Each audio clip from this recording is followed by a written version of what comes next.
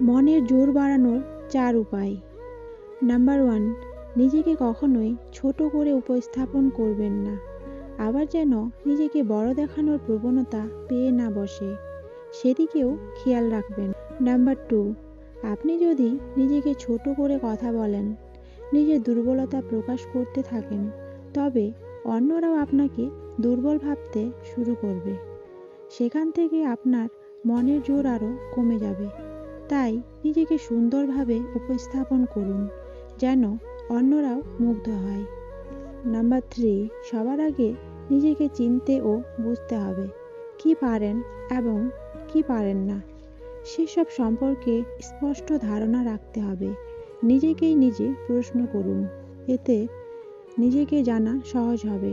কারো কথায় নিজেকে দুর্বল ভাববেন না। আপনার ভেতরের শক্তি আপনাকেই আবিষ্কার করতে হবে। নাম্বার 4, নিজেকে চেনা এবং বুঝতে পারার যোগ্যতা থাকলে বাকি কাজও আপনার জন্য সহজ হয়ে যাবে।